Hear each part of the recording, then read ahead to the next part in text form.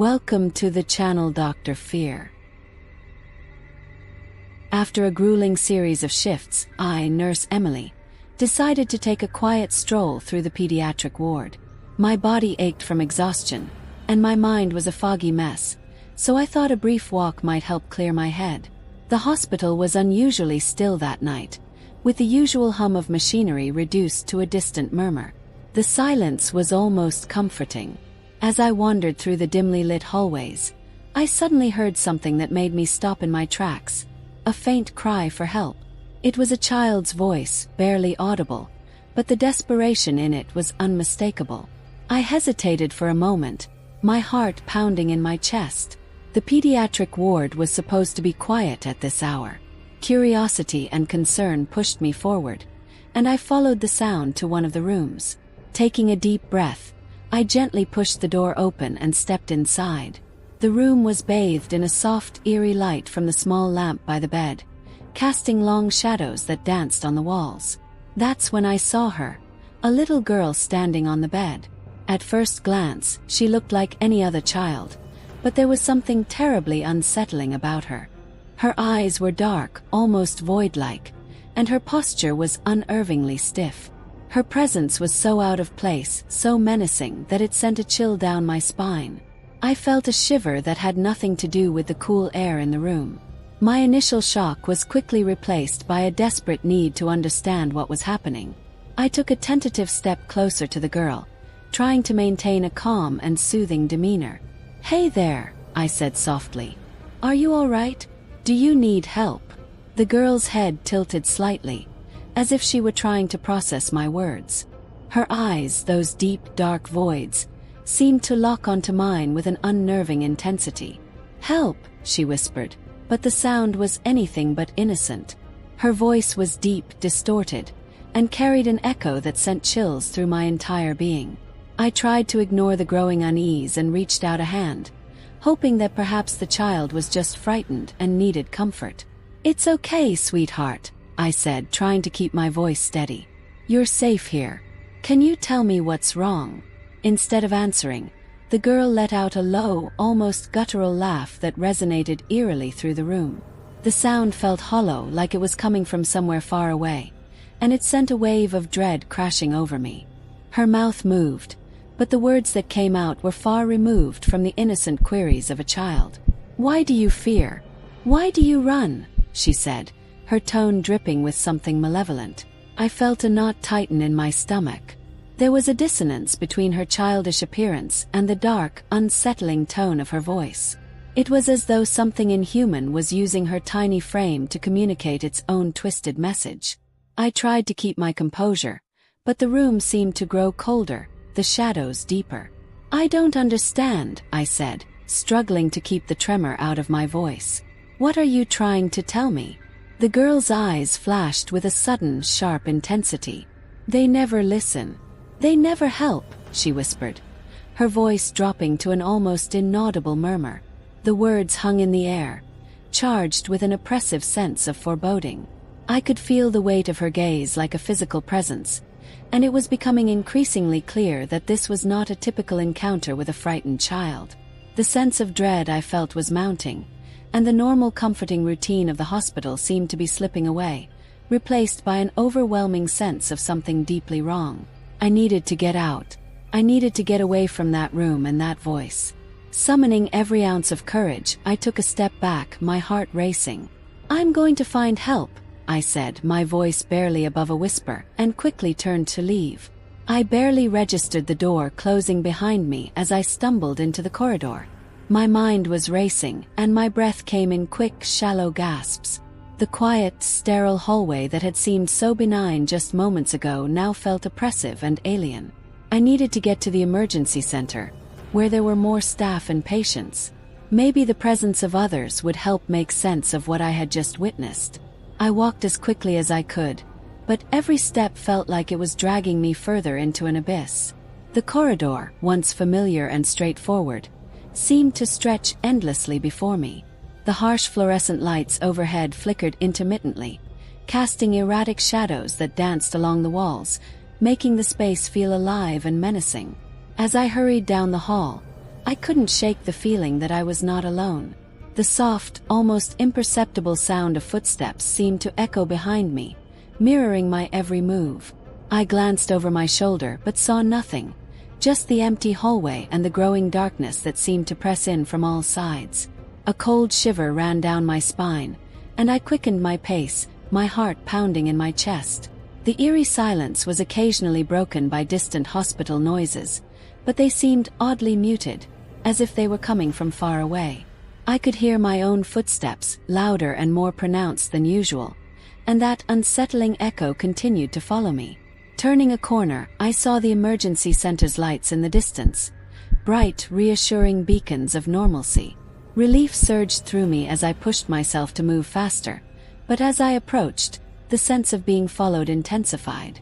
The feeling of eyes on my back grew stronger, and I could almost hear the soft, mocking whispers that accompanied each of my hurried steps.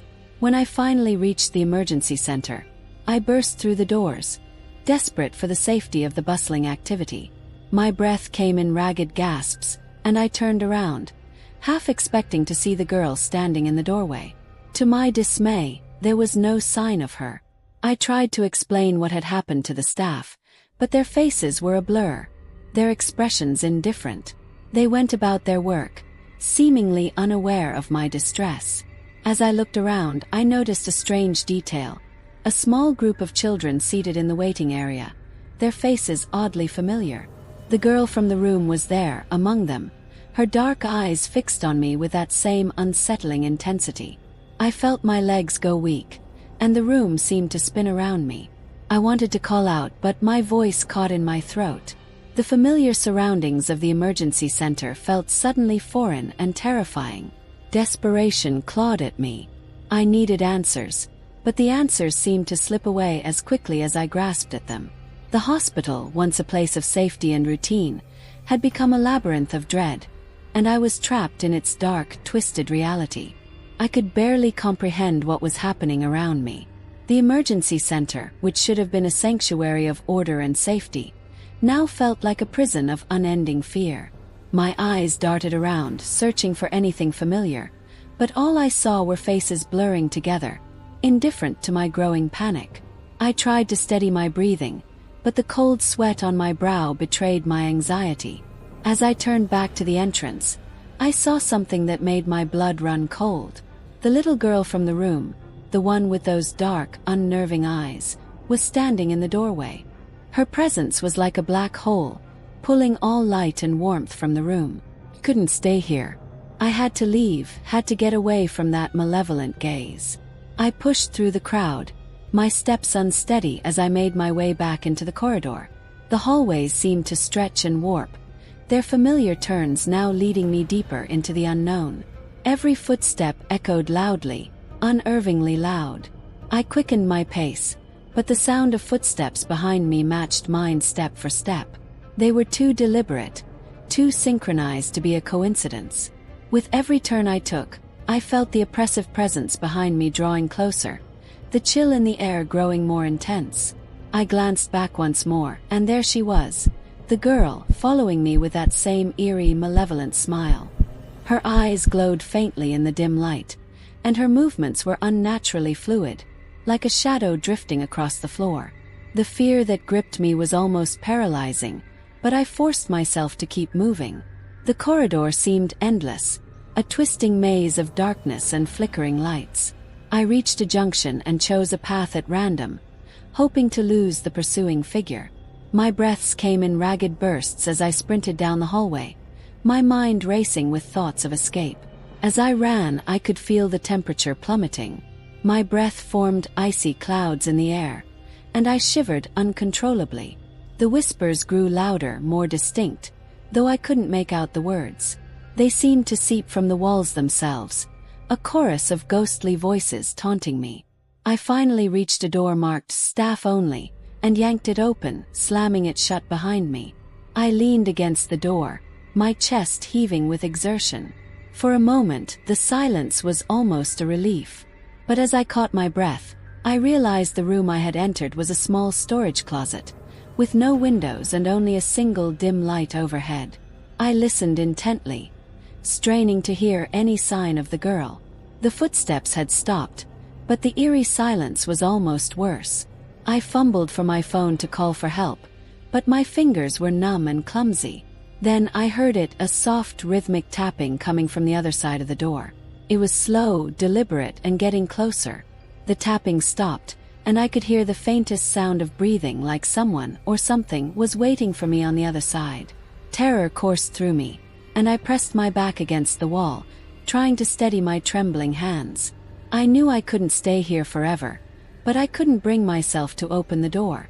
The girl was still out there, and whatever was pursuing me, I knew it was only a matter of time before it found me. The tapping resumed, growing louder, more insistent. I closed my eyes, bracing myself for what was to come. The tapping outside the door grew more frantic, like desperate fingers clawing at the edges of my sanity. My heart pounded so loudly I was certain it would give me away. I held my breath, the air in the small storage closet growing thick and suffocating. Then, without warning, the door creaked open just a sliver, and a chilling draft swept through the room. I dared not move, my eyes wide with terror, as the gap widened slightly. The girl's shadow fell across the threshold, dark and elongated, a specter of pure malevolence. The door swung open with a screech that seemed to pierce through my very soul. I squeezed my eyes shut, praying that when I opened them, it would all be a nightmare. When I finally dared to look, the room was empty. A voice, eerily calm and cold, echoed around me. "You cannot escape." I spun around, trying to locate the source of the voice, but there was no one there. The whisper seemed to come from every corner of the room, wrapping around me like an icy shroud. The silence that followed was deafening, broken only by the distant, haunting echo of hospital machinery. I stepped cautiously out of the closet, my eyes scanning the dimly lit corridor. The lights flickered erratically, casting unsettling shadows that danced and twisted along the walls. I could feel the weight of something unseen pressing down on me, making every step a battle against an invisible force. As I moved down the hall, I noticed a small, unmarked door slightly ajar. It led to a storage room that had always been off-limits. Desperation drove me to push it open. The room was filled with dusty old medical equipment, and in the center was a table covered with old photographs and files. On the table, among the clutter, lay a single photograph that caught my eye. It showed a group of children playing in a hospital courtyard, their faces bright and cheerful. But among them was the same little girl from the ward, her eyes dark and foreboding, a sinister smile curling on her lips. Cold realization struck me. The girl wasn't a random haunting. She was a part of this hospital's dark history. I scoured through the files, my hands trembling. The documents revealed that a young girl had died tragically in the pediatric ward decades ago, under mysterious and unexplained circumstances. Her death had been shrouded in secrecy, and her spirit was said to haunt the halls, seeking justice for the wrongs she had suffered. My blood ran cold as I pieced together the chilling truth. The girl's spirit had been trapped here, endlessly replaying her final moments and tormenting those who wandered into her path. I had unknowingly walked into her trap, becoming part of her eternal suffering. With a surge of determination, I fled the storage room, heading back to the emergency center. The path seemed longer and darker than before, and every turn felt like it was leading me further into a nightmarish maze. I burst into the emergency center, shouting for help, but the room was silent and empty, the staff nowhere to be seen. Then a figure emerged from the shadows, the girl. Her eyes locked onto mine with that same malevolent gaze. She walked slowly towards me, her presence freezing the air around her. I knew there was no escape. Desperately, I backed away, my mind racing for a way out. I spotted a small door leading to an outside stairwell and bolted towards it. Just as I reached for the handle, a hand gripped my shoulder with an icy coldness that made me gasp.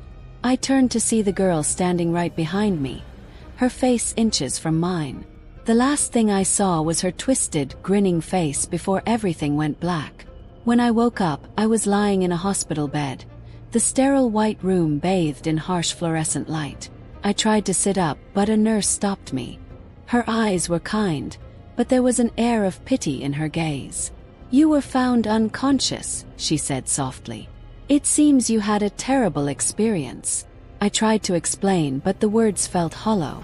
The hospital seemed normal again, almost too normal. The little girl was nowhere to be found, and the records of her existence seemed to have vanished. As the days passed, I tried to put the experience behind me, but every now and then, in the quietest moments, I would hear that soft, chilling whisper echoing in my mind. "You cannot escape."